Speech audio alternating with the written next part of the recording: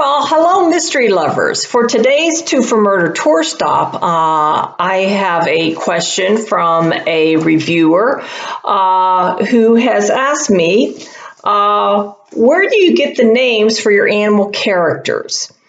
Which is a very simple, easy answer for me to have. For the reason, and the reason she's asking that, for those of you who are unfamiliar with my books, I have a lot of animals in my books. Actually, animal characters. They are murder mysteries, and they're not cozies, they're police procedurals, but my protagonists and my detectives, they're generally animal lovers like me, and there always seems to be an animal involved. The main character that, or rather the main animal character who I know that she is referring to is Gnarly, the German Shepherd. In the McFarity mysteries, McFarity was an underpaid homicide detective who, on the day that his divorce became final, after his wife left him and took everything, she had left him for another man, he inherits $270 million in estate on Deep Creek Lake, and that's a resort area in western Maryland. But he also inherited a German Shepherd named Gnarly. And Gnarly was a Army canine who the United States Army refuses to talk about. In Candidate for Murder, I do tell Gnarly's story.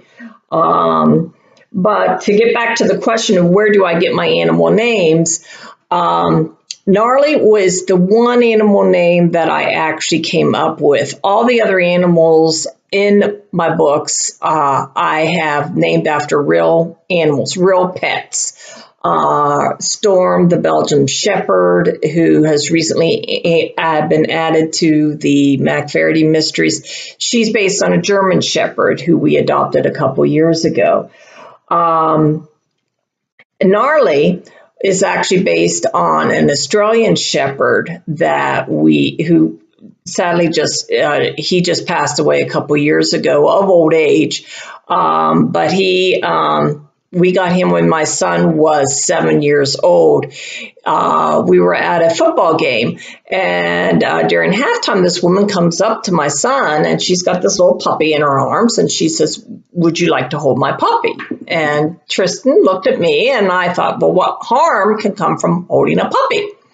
And so I said, sure, Well, as soon as the puppy was in his arms, she said, "You can keep him, he's free." And then she was gone. So we brought him home. Tristan wanted to name him Cutie Pie, but I thought that's not the name I want to give him. Hey, Cutie Pie. So he named him Ziggy. And I based Gnarly's character totally on Ziggy. A lot of the things that Gnarly had done, Ziggy had done. He was just very intelligent, extremely intelligent, but he got bored easily and got into a lot of trouble. One thing's like Gnarly made a den under the bed. That was Ziggy. Ziggy had a den under the bed, and he would steal things from around the house. He was a little kleptomaniac, and he would hide things under the bed, and then we'd find them under the bed. That was totally based on Ziggy. But I didn't think Ziggy was the right name for the German Shepherd in the McFarity mysteries. This German Shepherd had a total personality, just like Ziggy. And so I actually heard someone use the name Gnarly. And I knew what Gnarly meant. Actually, they didn't say it as a name. They said, "Gee, that's gnarly." Sort of like, like, whoa, boy. And I knew what Gnarly meant. I knew it meant extreme. And that fit with Gnarly, the German Shepherd in the McFarity books. And that's what I named him. And as a matter of fact, I've actually, since the McFarity mysteries have come out and have become bestsellers, I've actually seen the name Gnarly on lists of dog names as popular dog names now. So he's sort of grown. So Ziggy is gone, but Gnarly has lived forever, it seems.